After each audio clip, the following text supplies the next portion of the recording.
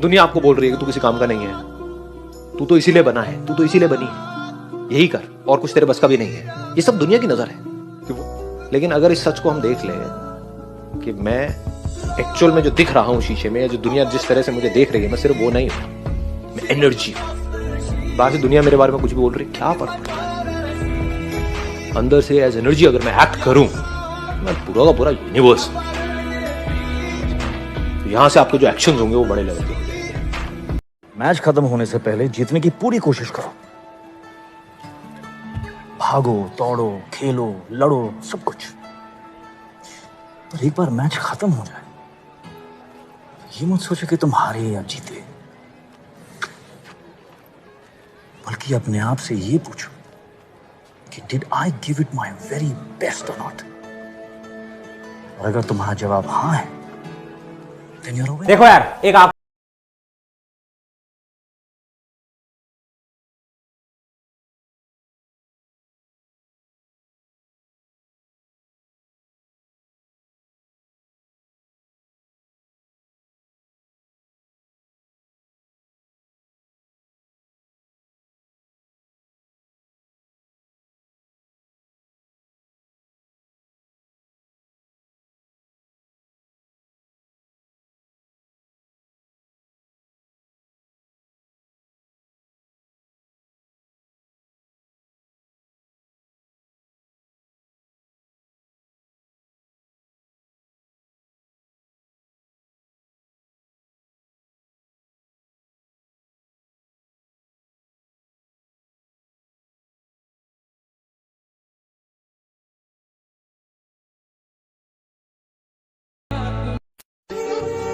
जीत की खातिर बस जुनून चाहिए, जिसमें उबाल हो ऐसा खून चाहिए। ये आसमान भी आएगा जमीन पर, बस इरादों में जीत की गूंज चाहिए। रख हौसला, वो मंजर भी आएगा। प्यासे के पास चल के समंदर भी आएगा।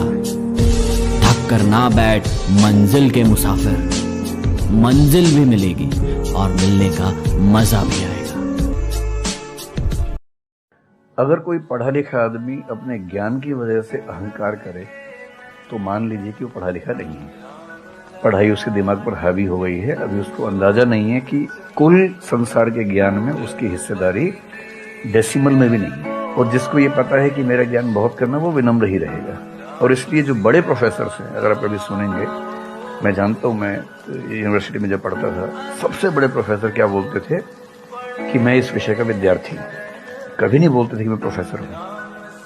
इतना साहस किसी में कैसे कि मैं प्रोफेसर हूं। अरे आप जिंदगी भर स्टूडेंट बने रहेंगे तो ही काफी है, उससे बड़ी बात तो सोचने भी नहीं चाहिए। अगर आपको काबिल बनना है ना, बाज की तरह उड़ना है, तो बार बार बोलते हैं इन तितलियों का साथ छोड़ दीजिए। क्योंकि 10 साल बाद लोग आपसे मिलेंगे ना, तो पूछेंगे तुम्हारी हैसियत क्या है, तुम कितना कमाते हो। ये नहीं पूछेंगे तुम्हारी गर्लफ्रेंड थी कि नहीं थी। यहाँ समझ में आ गया, ये सब टेम्परेरी चीज होते हैं। सभी सब हटाइए ये सब चीजों को।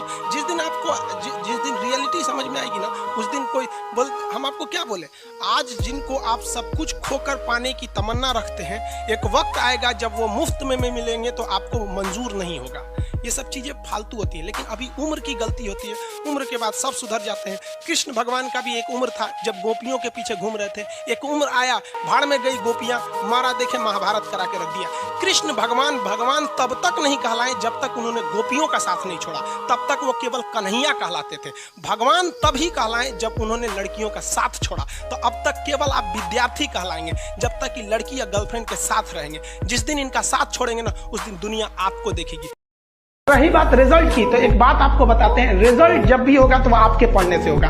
कोई भी वैकेंसी में आप देखेंगे, बहुत से ऐसे लड़के होते हैं ना जो बहुत पढ़ते हैं लेकिन रिजल्ट नहीं होता है, और कुछ कम पढ़ के रिजल्ट हो जाते हैं। रीजन क्या? आप कितना पढ़ते हैं ये मायने ही नहीं रखता है। मायने ये रखता है कि आपने क्या पढ़ा है, क्या जो चाहिए वो पढ़ा है कि नहीं। अब क्या है कि मान लीजिए हम तो भाई साहब पीएचडी कर रहे हैं, हम उठा के पोथा पथरी आपको पीएचडी वाला दे देंगे तो आप तो कहेंगे वाह रे भाई साहब, खान साहब मास्टर तो बड़ी बुद्धिमान यहाँ पे। तो भाई आप तो फ्रस्ट्रेट हो जाएंगे, आपको तो लगेगा कि नहीं हमने जानकारी बहुत दे दिया है। तो भाई पीएचडी का चीज पीएचडी के लिए है, आपका कंपटीशन का अलग चीज हो जाता है। एक लेवल रखना है ना, आपके कंपटीशन के एग्जाम में पीएचडी वाली चीजें नहीं पूछी जाएंगी। वो मैं एक शॉकिंग फैक्ट आपको बताने जा रहा हूं कि इस दुनिया के जो सबसे ज्यादा महा सक्सेसफुल लोग हैं, वो अपनी जिंदगी के सबसे बड़े महा फेलियर थे। एक बच्चा था जो 4 साल की उम्र तक कुछ बोल नहीं पाता था। नॉर्मली बच्चे 1.5-2 साल की उम्र में बोलना स्टार्ट कर देते हैं, वो 4 साल तक कुछ बोल ही नहीं पाता था। क्लास 10th में उसने अपना स्कूल ड्रॉप आउट कर दिया, यानी क्लास 10th के पेपर ही नहीं दिए, छोड़ दिया हाई स्कूल।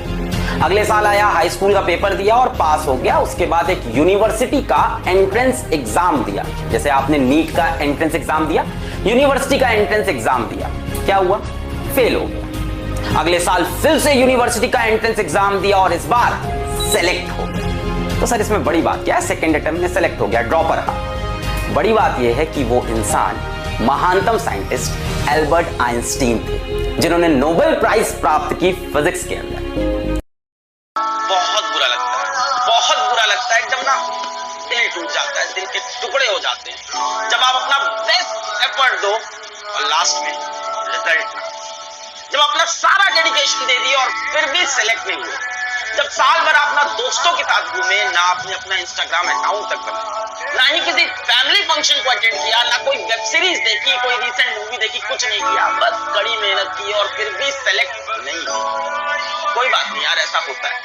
एक बात याद रखना, जब तुम लड़ रहे थे ना तब तुम योद्धा थे, योद्धा, और जब तुम हार गए तब भी योद्धा हो। शायर तुम तब बनते हो ना जब तुम महफिलों में बैठते हो और अपने हार के लिए बहाने देते हो कि ऐसा हो गया था, एग्जाम से 2 महीने पहले हम बीमार पड़ गए थे, बस इसलिए थोड़ा पढ़ नहीं पाए, वरना पक्का था। ये नहीं करना है, ये कायरों की निशानी। एक बात याद रखना कि जो योद्धा होता है ना, योद्धाओं के शब्द नहीं बोलते, योद्धाओं के वक्त बोलते। Sir, how did you become so great? How did I become so great? That's the question. Well, which class you are studying? Fourth. What's your dream in life? How to become a singer? Well, I don't know. I personally believe you must have a dream. Say, I must have a dream. I must have a dream. I must continuously acquire knowledge.